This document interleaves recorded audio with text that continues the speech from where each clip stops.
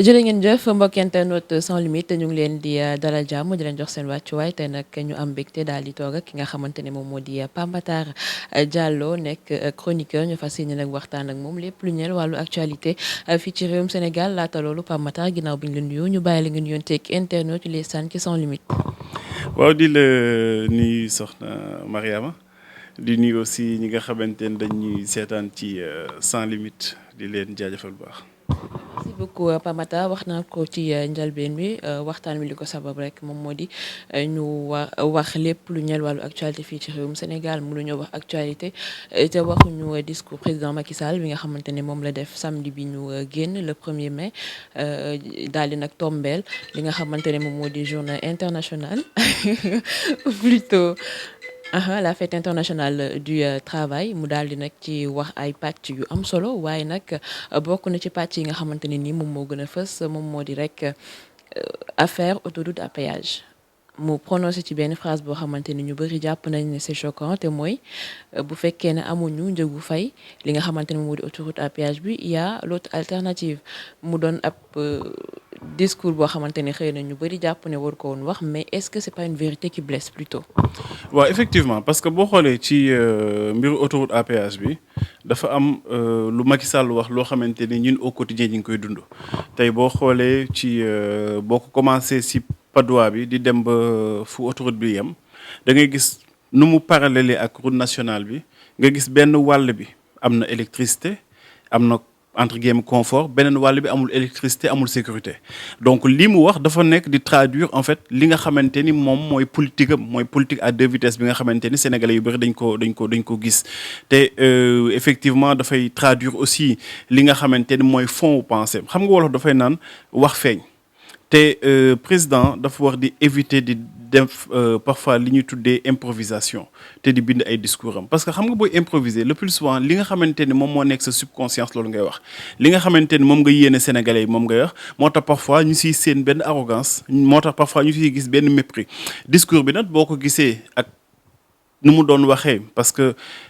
kii wax dafa am posture Macky Sall bi doon wax la dernière fois ba émeute yi amee wute naat posture Macky Sall bi nga xamante ne moo doon wax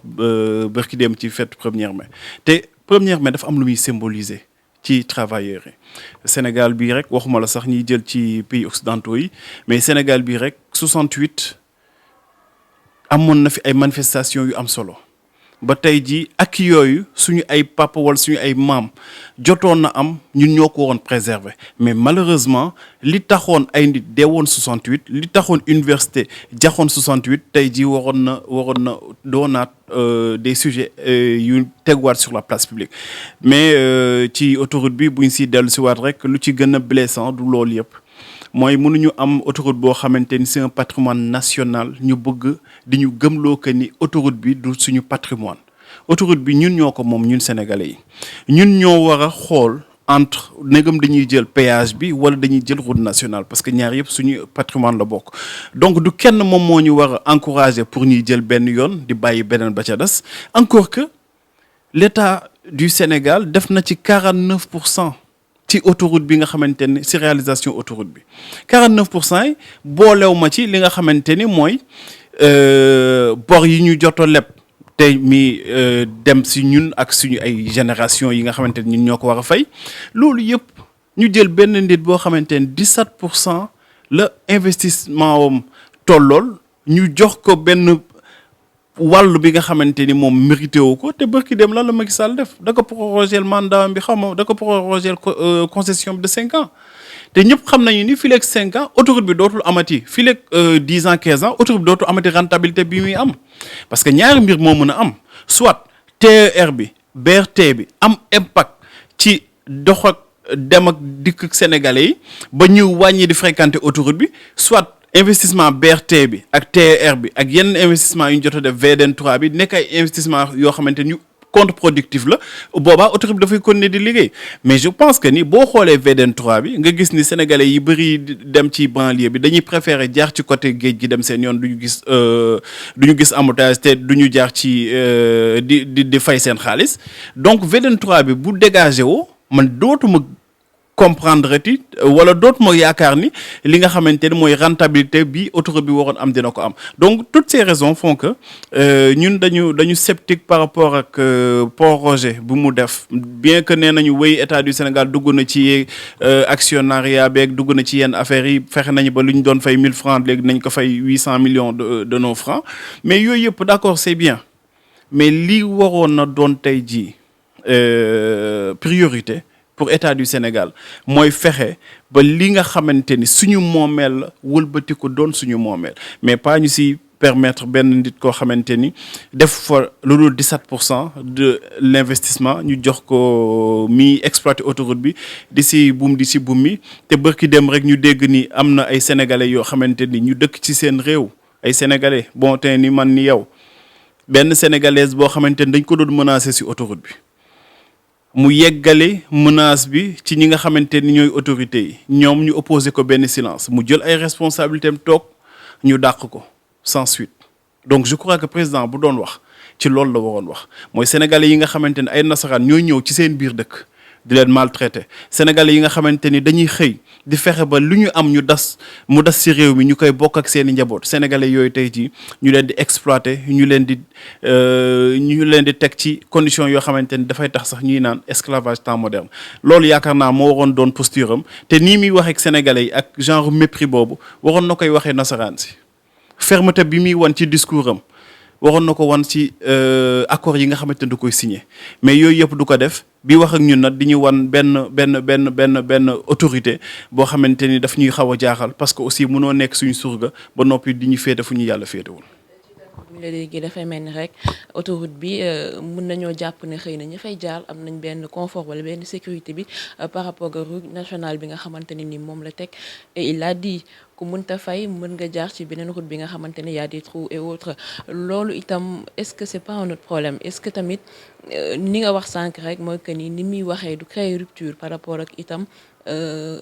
moom ak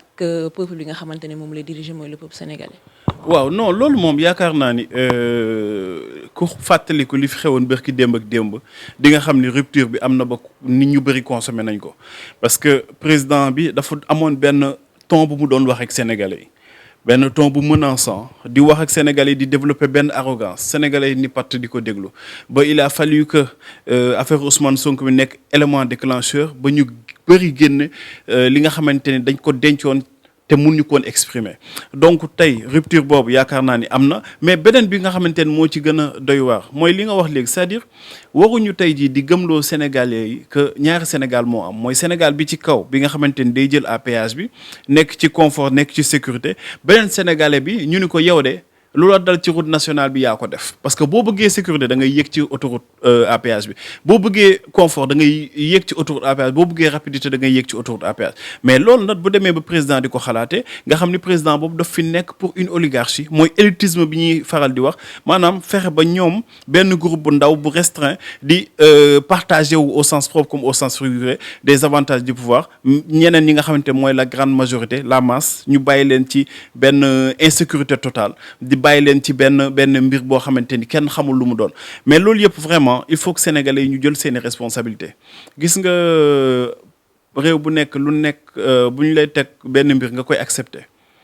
lu ñu lay teg loolu dafay dagan sénégalais yi ñoo war a jël seen responsabilité ñu bàyyi di jël ay combat wala di dundee ay procuration mënuñu ni tey ci sénégalais yëpp benn Guy Marius Sagna moo ci am wala benn Karim Xrum Xax wala benn xawma lan ak lan moo tere Sénégal yi en toute responsabilité dégg nañu kàddu président Macky Sall ñun dañuy organiser représailles ñun tey 72 heures yii di ñëw dootuñu duggat ci autoroute à péage bi bu ñu jaralee bu ñu doon xëy 8 heures ñuy xëy 6 heures du matin bu ñu doon xëy 5 heures ñuy xëy 3 heures du matin def ay sacrifice ba ëllëg ñoom bu ñuy waxateeg ñun daañu respecté mais tant que nangu ñun suñu bopp def yenn effort yi dinañu yàgg mépriser parce que aussi réew yi nga xamante ne dañoo développé mi France di feneen ak feneen pour moins que ça dañuy bloquer autoroute à péage pour mooy que ça dañuy bloqué autoroute à péage mais ñun nag boo koy wax ñu ñenn ñi ne non non non non suñuy liggéey dañuy tardé da ngeen bëri li ngeen di kaas da ngeen bëri lii yow mi nga xamante ni da ngay wax pour intérêt askan bi yow moom nañuy obligé di xalab yow nañuy wëlbatiku di wax lu ñaaw ak yooyu yëpp donc je crois que il faut que sénégalais yi encore une fois jël seen responsabilité ñu assumer aussi li nga xamante ni mooy seen devoir. nekk lu am solo bu delloo ci wàllu actualité ba tey gis nañ président Macky Sall daal di wax ci li nga xamante ne moom moo di wàllu taskatu xibaar yi wax na ni tey jii li mbébétam rek moom moo di ñu gën a assainir en tout cas milieu presse en ligne bi loolu boo ko déggee tey lan la interpellé. bon xam nga presse en ligne bi je pense pas que mu doon problème mais bu ñuy waxante dëgg rek mënoo ni par exemple da ngay assainir benn milieu ba noppi. say service dem di recruter ay nit yoo xamante ni dañ leen di jox ay faux profil ñiy wër di saaga Pape Makhtar di wër di saaga keneen ak keneen ak keneen ay apériste ñoo ne ci ginnaaw di saaga ay nit di wax du n'importe quoi di nekk bu nit ñi di def live ñuy dugg di ruube di def du n'importe quoi loolu yaakaar naan fa la assainissement bi war a commencer mais munoo ni loolu yëpp da nga koy mel ni da nga koy ignorer wala da ngay mel ni yow yëguloo loolu indi beneen wax boo xamante ni sénégalais yi bëgg nañ ko parce que effectivement am na ay dérives sur réseaux sociaux yi te dérives yooyu c'est vrai que parfois dina jóge ci presse en ligne bi mais le plus souvent dafay jóge ci ñi nga xamante ni dañ leen waroon tàggat defal leen formation te defaluñ leen ko ñan la mooy sénégalais bi nga xamante ne bu njëkk ba dafa nekkoon seulement benn consommateur xam nga internet ba muy doogay ñëw ñun dañ doon consommer dañ doon dem soxla information ñu tapé ñu jox ñu l'information ñun amuñu woon benn possibilité di def interaction ak li nga xamante mooy information mais maintenant ñun ñooy nekk tey jii di créer information tey borom page Facebook bu nekk directeur de publication la rédacteur en chef la lu ko neex mën na ko traiter ci actualité mën na wax lu ko neex ak gars yi parfois léegi lu ñuy jël di partager loolu yëpp dafay gën a firndeel ni am na liggéey bu ñu waroon def en amont mooy préparer la population préparer askan bi tàggat leen ci citoyenneté ci ñi préserver ñun lan moo taxoon ñi naan particularité sénégalaise lan moo taxoon aussi ñi naan hospitalité sénégalaise mais hospitalité bi tey ji lan la xalam nit saaga nit waxal nit lu ñaaw tey loolu kese moom moo fi bëri te ñu koy def dañuy làqatu ci ay faux compte te le plus souvent c'est des gens yoo xamante ne ay nit ñooy taxaw di leen fay ñiy xëy ci loolu di gont ci loolu donc je crois que bu ñu ko bëggee assainir rek ñoom war nañ ko mën a assainir mais nañ commencer ci ñi nga xamante ni dañ leen gis identifier leen am na benn étude bu fi gars yi defoon di firndeel que ni am na ay comptes yu bëri yu ñuy créer parfois dañ koy créer sax au nom de Mariama alors que Mariama yëgul tinul di dem di saaga Pape Makhtar wala parfois ñu créer au nom de Pape Makhtar di saaga Mariama donc yooyu noonu tant que mi ngi am ci réseaux sociaux yi bu ñu waxugul waxu presse en ligne bi nag après il faut que ñu xam ni que nit ñi tant que ñi nga bëgg yenn mbir yi aussi presse bi da leen ciy fekk tey par exemple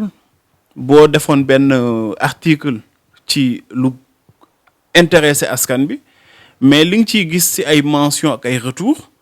du yam ak boo defee par exemple ci sexualité tey malheureusement loolu moom moo fi am boo bindee par exemple ci sexe nit wala sexualité nit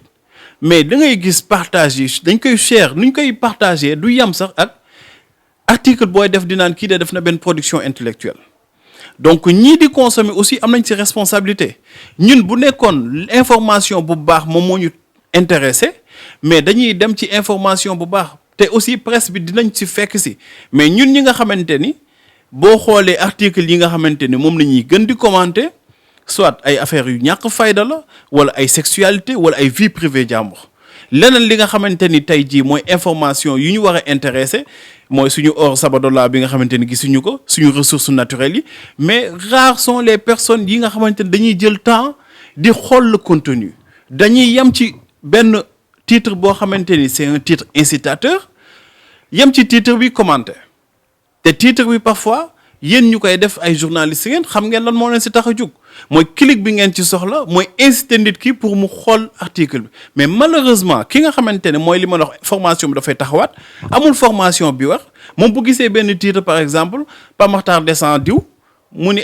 saa waay de saagaati na diw lii il va se limiter au titre pour attaquer Pape Makhtar commenter wax du n'importe quoi am na ñoo xamante ne aussi dañuy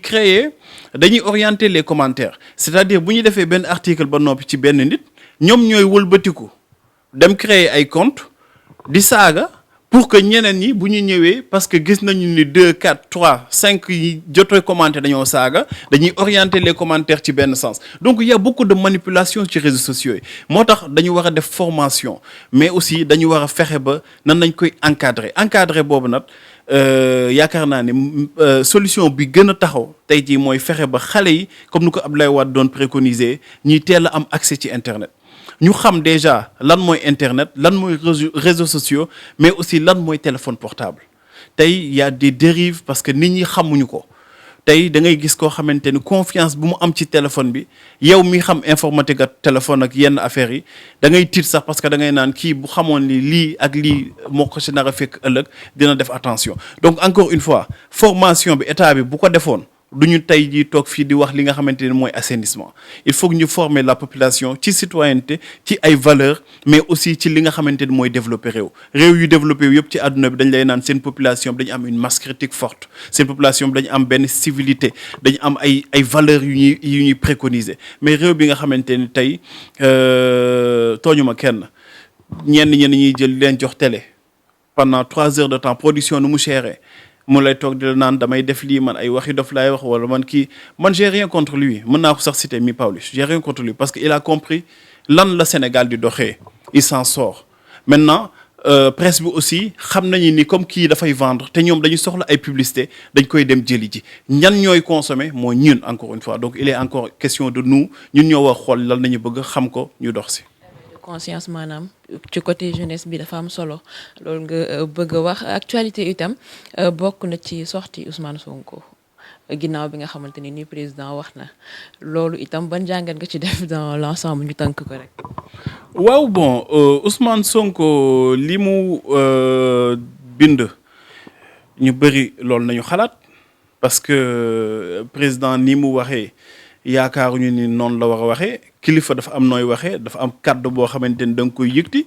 te bu président fàttee ni moom moo jiite en tout cas ci principe yi moom moo jiite suñu xalif généraux yi bu fàttalikoo ni réew mii ñu nekk am na ñoo xamante ni ñoo ko ëpp daraja ëpp ko xam-xam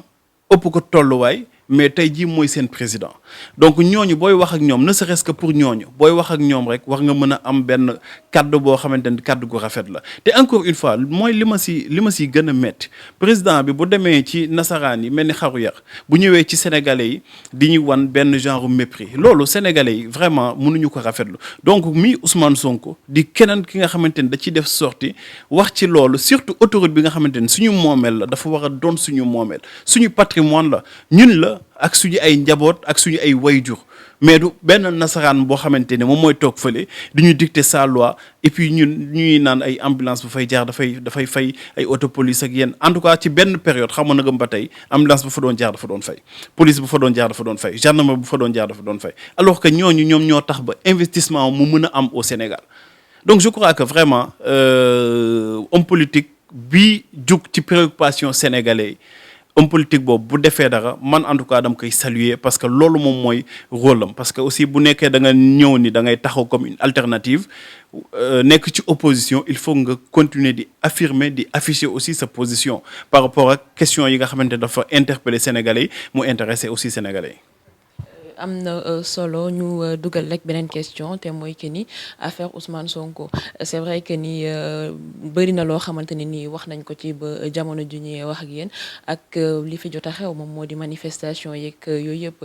déjà loolu noonu lan la ñu mën a retenir dans l'ensemble ci li nga xamante ne ni moom moo fi jot a xew ci situation Sénégal bien sûr parce que d'aucuns disent que ni démocratie amu fi ñeneen ñi ne dëgg-dëgg démocratie am na fi moom moo tax sax nag peuple bi daal di jóg mais dans l'ensemble tey jii ban leçon la ñu war a retenir ci li jot a xew fii ci réewum Sénégal avec l'affaire Ousmane Sonko Adji Sarr bien sûr. waaw xam nga li si war a njëkk a retenir rek mooy que les gens n'ont pas confiance wala ont perdu confiance ci li nga xamante ni moom moo waroon doon suñu dernier en tout cas suñu dernier recours bu ñu amoon problème wala bu ñu amoon yenn difficultés yi mooy justice. parce que aussi benn affaire boo xamante ni ñaari sénégalais la concerné kenn ki ni dafa plainte kenn ki nit ñi ragal affaire bi jeng ci politique ba jug ni lii xam nañu nu mu fi amee woon ci ñeneen ñi loolu bu commencé am ci réew nit ñi war nañu poser wu ay questions war nañu tamit ñu xoolaat bu baax suñu institution yi parce que yaakaar naa ne bu ñu amoon justice boo xamante ne dafa indépendante du Ousmane Sonko du militant am yi du sympathisant am du kenn kii taxaw di opposé wu à ce que Ousmane dem wuyu ji yoon donc loolu déjà benn jàngat la beneen jàngat bi mooy gis nga ñi ngi nekk sax di désacraliser en tout cas bu nekkee lii te man ma jàpp ni complot am na ci très sincèrement bu nekkee ni noonu la amee mën naa juum parce que nit kese la nul n'est infaillible man li ma jàpp mooy ni complot am na si bu nekkee effectivement complot am na ci kon war nañu mën a tiit parce que aussi dafa am yoo xamante ni c'est le quotidien de beaucoup de nos femmes surtout ici au Sénégal ay xale yu jigéen dañ leen di abuser ñii ñu leen di violer ñii ñu leen di mettital amuñu fu ñu ko waxee léegi bu nekkee dañuy jël benn nit boo xamante ni dafa am ay ambition dafa ni nii nga xamante ne ngeen di doxalee réew mi boobu ba tey jëmaluñu kalam war nañu mën a soppi doxalin yéen ñi nga xamante ni boo leen di signer contrat doo leen xool intérêt askan bi yéen ñooñu ñëpp dañ leen war a teg fa de côté indi ay patriote kooku ñu xool nan nañ koy jéem a gàkkalee xamuñu ko ñu ne nañuy dem ci li nga xamante ni mooy peut-être vie privée ñu dugg ci salteel ko ba sénégalais yi dootuñu amati confiance parce que dañuy naan ki nga xamante ni moom moo doon taxaw di woote entre guillemets ayatollah wu Sénégal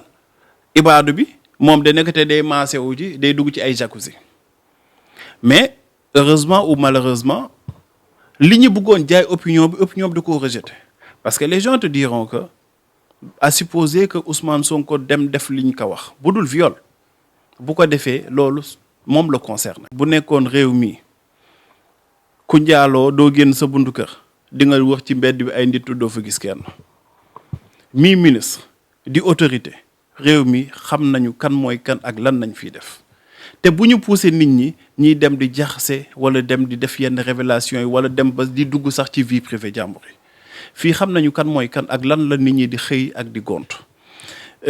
dernièrement rek am na benn xale bu jigéen bu toogaloon benn kilifa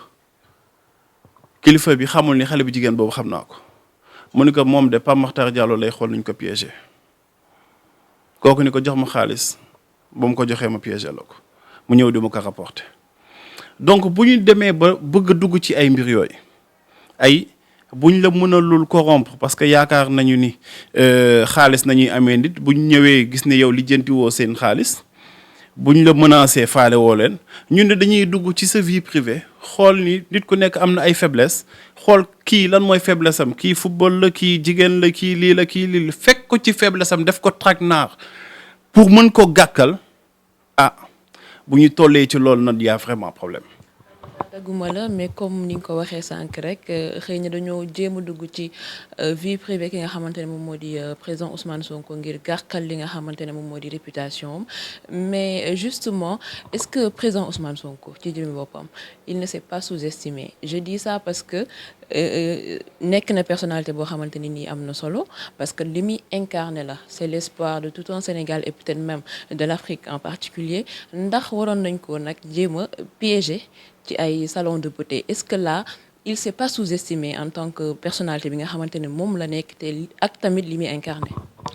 waaw bokkoon naa si njëlbeen bi ñu doon wax ni Ousmane Sonko moom moo def en tout cas bu ñuy wax dañuy ni warul woon dem ci salon boobu parce que aussi quelque part mën nañu ni dafa prêter le flanc mais avec beaucoup de recul da ngay xam que ni Ousmane Sonko mënoo ko reprocher d'être un être humain c'est-à-dire nit ku nekk da ngay am ay faiblesses tu es tributaire de tes erreurs nit ki da ngay juum te nit ki aussi xam nga booy def dara nekkul obsession ci yow ngay def benn affaire defoo ko parce que pour des fins personnelles da ngay rafet njort ci lu bëri yow booy génn di dox sax parfois ça m'arrive nit ni ma yow looy dox xanaa ragaloo nii ma leen non man damay rafet njort ci lu bëri mais am na ñoo xamante ni du ñu génn seen bundu kër parce que dañuy ñaaw njort parce que ñooñu pouvoir wala yenn yi obsession la ci ñoom donc man quelque part dinaa comprendre Ousmane Sonko bu dugg ci salon de beauté bi parce que mi ngi naan lépp lu ma mënti véhiculer comme ay principe lépp lu ma mënti wax ci lu baax mais je reste un homme nag avec un grand H mooy un être humain c'est-à-dire damay am ay faiblesses je suis tributaire de mes erreurs te waxuma fenn ni man maay sénégalais bu gën ci sénégalais yi lan lañ ko mën a reprocher mooy li ma la wax léegi que dafay julli ci mbooloo mais mosuma ko gis muy julli di live boppam de xam nga kan laay ŋaññe par exemple man moo toogoon fii di julli jël sama téléphone photo sama bopp dugal ko ci page Facebook boobaa man damay wanewu mais bu ma nekkee sama rukk di julli yow nga taxaw ne discrètement photo ma dugal ko ci réseaux sociaux yi man boobaa awma ci benn responsabilité boo amee sa soxna nga xool ni muur nu mu rafetee yaa ngi nii da ngaa muur ba mu jekk nga muuru ñu ni non lan moo tax sa soxna di muuru c'est-à-dire bu ñu demee ba ñëw Sénégal ci dëkk bi boo jëlee sa soxna sax moom nga bàyyi ko ak toute indépendance moom mu ni dafay choisir ni dafay muur ay cëram ñu ni ko non yow da ngay muur say cër da ngay lii yaa ngi dem di muur ay cëru jàmbur c'est-à-dire ces genre de choses les Sénégalais n'en ont pas besoin xam nga lu ñu soxla man en tout cas sérieusement bu ñu ma ni woon koo xamante ni dafay découcher mais day jubal bu ñu ko déggee alal day bu ñuy war a signer ay contrat dafay xool intérêt askan bi mu signer li jëm ci intérêt askan bi bu ñu ko dénkee réew mi mu jubal def li nga xamante ni mooy attente yi ak koo xamante ni day julli di woor du mooy mais buñ ko dénkee alal bi mu fowee ko buñ ko waxee signer contrat mu signer ko en défaveur des intérêts des Sénégalais man kee lay choisir ki nga xamante ni dafay découcher parce que loolu muy def moom la engagé c'est sa vie privée man nag vie privée am naa li ma doy sëkk te ragal yàlla di xaar bis bi nga xamante ni dinaa jàkkaarloon moom balaay kenn di ma juger moom moo may juger te boobu dinaa taxaw wax li ma def ak lu ma deful donc je crois que buñ ko xoolee noonu rek ñun suñu bopp ku dañ naan ku wéet xam sa bopp xoolee ko noonu rek dinañ mën a xam ni que ñoom fu ñu bëgg orienter le débat du foofu le débat bi nekk Ousmane dafa am lu mu indi lu bees te ñëpp nangul nañ ko mooy lim leen di wax ni war nañu mën a soppi nit ñi politiquer mais nañu waxante dëgg da ngay gis ñoo xamante ni diggante 2012 ak tey dañuy jóge ci zéro tey ñu ngi ci 1000 ñoo xamante ni saa waay dañ doon jël location léegi tey ji ay immeuble nañu yor feneen ak feneen ak feneen ku ñu fal ministre nga commencé nekk ci Bamboula di def lu la neex léegi ñu ni loolu du daq tey jii sénégalais yi ñu ngi dee ci géej gi parce que amuñu yaakaar ci biir réew mi parce que lan moo tax amuñu yaakaar pêcheurs yi mënatuñu napp parce que géej gi jël nañu ay accord de pêche signé ko mais boo signé accord de pêche sax mais nga ni leen au moins jën bi nañ ko waasee fii ci Sénégal nga créer ay emploi waasewuñu ko fi agro business bi commencé aussi di sonal suñuy mbokk paysans yi ak yeneen mbir yoo xamante ni tey jii yaakaar naa ni moo waroon tax wala moo waroon jar tey sénégalais yi di ci waxtaan di ci kii mais pas ay affaire de Ousmane def na lii wala def na lee bu demee salon de massage def fa lu ko neex moom la engagé li ñuy wax rek yaakaar naa ni ku ne boo xoolee sa bopp ci seetu war nga mën a doy sa bopp conscience boo xamante ni balaa ngay juger kenn di nga xoolaat sa bopp bu baax a baax. bi am na solo Pape Matar ba ma lay présenté sànq wax naa ni chroniqueur nga ñu gis ni jamono ji bëri na ci ay plateau yoo xamante ne nii ñu ngi la fay invité nga fay dem récemment nag ñu gis sa émission ak ki nga xamante ne moom moo di Mame Goor Diazaka Pape Matar est-ce que acculé woo tamit waa ji. non loolu du ma ci wax. dafa mel da nga koo tànc. loolu du ma ci wax parce que loolu du ma ci wax non xam nga. liñ doon waxtaan léegi mooy xale yi di dee ci géej gi mooy yaakaar bi nga xamante ni amatul te ñu wax koo dekkil mooy politique politicienne bi nga xamante ni moom moo ñu yóbbee lii ñuy dund yaakaar naa ni moo ëpp solo fukki yoon que Pape Makhtar ak Mame Goor Diazaka Mame Goor bu ma ko romboon tey jii si mbedd bi yàlla xam na ne nii lay doxee may doxee ci beneen sens bi bu ma niwee grand wala bu ma ko jëkkee gis naa ko ni ko grand mu dem ma dem parce que en fait amul animosité suñu diggante amul dara débat nag ak contradiction moom moo demee noonu parfois nit ki dina ñëw ci plateau défendre ay convictions ñu nangul ko man aussi ma défendre samay conviction ñu nangul ma ko damay traîner benn réputation nag bii tax ba nit ñi bu ñu ñëwee ci man duñ ma sax may fu ma waxee parce que dañuy am ay affaires yoo xamante ni da lay attaqué yu bëri daal yoo xamante ni ñoom après ñoom ñoo lay obligé que yow nga défendre te sénégalais xamuñu ko tooña ku fayu nañu xam ku la saaga tey ma chaque jour ñun ma xam kat ça veut dire quoi saaga la saaga mënu koo gën a rëy maanaam koo xamante ni seytaane nga da ngay ñëw pour yàq pour taal am na ku toog ci télé ni ma pyromane damay sourire noppi te bu ma tontoo ñu ni non dafa xamadi les gens ne voient pas ça dañuy ñëw ak seen ay idée wala non yow booy Sonko nga d'accord ñenn ñi booy Sonko ñii booy Bougane ñii booy PDS ñii booy lii d'accord mais je dis que tey sénégalais yi dofuñu arrête de raconter leur vie ci ay plateau de télé gis nga fii bu nekkee jaar-jaar boo bëgg montrer comme exemple am na ñeneen ñoo xamante ni doy nañu exemple ci réew mi am na loo xamante ni nag vraiment il faut ñun ñuy waxante dëgg suñu biir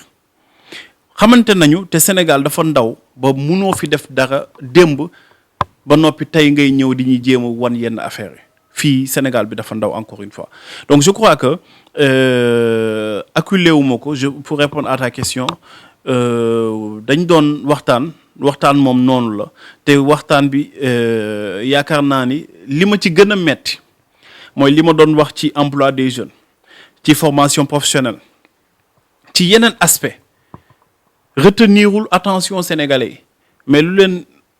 gën a yitteel mooy werante nañ fa mooy wax naa ko lii wax na ma lii véritable question yi ñu waroon aborder ñu ne Pape Makhtar de lii mu wax nii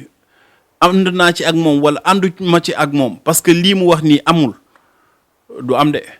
mais leneen nañuy indi non kii dafa lii kii dafa xamadi kii war na ko wax nii waru ko wax nii te loolu vraiment warul intéressé daal sénégalais yi nañ ko jàppee loo xamante ni loolu la rek waxtaan la te waxtaan moom noonu la dañuy wax après ñu tànn te li ñuy tànn nag moo war a doon loo xamante ni li gën la. xam naa ne dootul gaaw bokkat man plateau mais bon bëri na ci morom nag de pour te dire vrai am na ñoo xamante ni dañ leen di invité au niveau de la Sen TV ñu ni Pape Makhtar du toog wala man ma du ma def émission donc loolu mënuma ci dara damay sant yàlla parce que après dañuy gàkkal sa liggéey parce que dinañ la sax mettre en mal ak sa direction ba dañuy commencer di naan yow est-ce que du yaay problème bi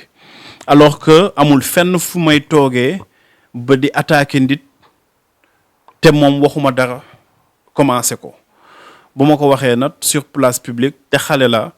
damay tontonteeg yow fileeg 5 ans 10 ans ma baalu laax. merci beaucoup Pape Makhtar Diallo yaakaar naa ni waxtaan wi am na solo ñu ci jeexintalu émission bi nag ñu bàyyi rek nga joxe say kàddu yu mujj. waaw kàddu yu mujj yi de kàddu baalu àq lay doon parce que comme weeru koor gi nii di baalu ñëpp àq di baal àq sénégalais yi te di leen wax mooy li ma doon wax sànq nañu moytu ay combat par procuration ñun ñi nga xamante ne aussi dañuy wax ci télé yi am tuuti tur nañu moytu am ay prétention man de j'en ai aucune gis nga boo yaakaaree ni da ngay wax ci télé yaa ëpp xel nit ñi yaa ngi nax sa bopp boo yaakaareen parce que da ngay wax ci rajo yaa ëpp xel nit ñi yaa ngi nax sa bopp ñun dañu nekk ci formation perpétuelle maa ngi dégg benn député di naan léegi télé yi chroniqueurs yi sujet bu nekk ñu wax ci xaw ma mooy genre njaga mën lépp xaw ma wala xam lépp en tout cas man boo tourné fee ay livre nga fay fekk ci gëstu laay dox moo may permettre ba may mën a dugg ci sujet bu nekk wax ci sama xalaat waxuma li ma wax mooy am te loolu aussi sans prétention aucune dañuy wax suñu morom yi ñoom aussi ñu dem vers l'information documentation parce que li ñu soxla mooy conscientiser les masses xamal sénégalais yi ni président Macky Sall de ñun ñoo koy fay di ko jox lekk di ko jox naan jox ko yëre wi muy sol jox ko gardien donc président boobu dafa war a jaamu suñuy soxlawuñu si moom yërmandem soxlawuñu si moom lu dul mi taxaw ci li nga xamante ne mooy difficulté sénégalais yi mais bu ñu leen nuwee tey jii hôpital lakk na te amul li nga xamante ne mooy détecteur d'incendie de fumée bu ñu leen nuwee tey jii ay nit dañuy matu ci ay charrette ñenn ñi di dee parce que problème de référence dafay taxaw dañuy war a transporter benn nit benn ambulance kese taxaw dans ces conditions Sénégal baaxu boppam wala président Macky Sall jël ñett ambulance médicalisée ni da koo may Guinée-Bissau alors que ñun suñu ay maam suñu ay tante suñu ay jabar ñi ngi dee ci mbedd mi parce que amuñu ambulance yu leen di évacuer bu ñu leen nuyee ay 60 urgentistes nga am ci Sénégal boo xamante nee nañ la ñu ngi dem ci 16 millions 17 millions boo koy wax sax parfois da ngay tiit 60 urgentistes moo tax ñiy accidenté ci tali bi ñu bëri dañ siy dee parce que balaa ngay yegg urgence ñu lay jël en charge dafay poser problème donc yaakaar naan loolu moo war a doon les véritables questions yi nga xamante ni Macky Sall da ci war a apporter des réponses mais boo gisee barki dem mu def recrutement wu 6000 auxiliaires police ak gendarmerie def commande wu ay auto blindé anti émeute du sax pour armée bu doon pour armée ñu rafetlu ko mais anti émeute pour taal ay lacrymogène protéger ak ay xeer loolu dafay wane que ni vraiment nekkatuñu woon ci situation pandémique mais moom dafa am yeneen mbir yoo xamante ne da koy sóoraale mais bu ñu minoriser li nga xamante ne mooy force d'un peuple et le peuple a toujours raison. mu nekk un message poignant ñu ngi lay jaajëfal bu baax Pape Matar Diallo chroniqueur en même temps auteur aussi di la jaajëfal bu baax ci sa disponibilité di leen jaajëfal itam mbokk internet yi di leen jox dig daje beneen yoon jërë ngeen jëf.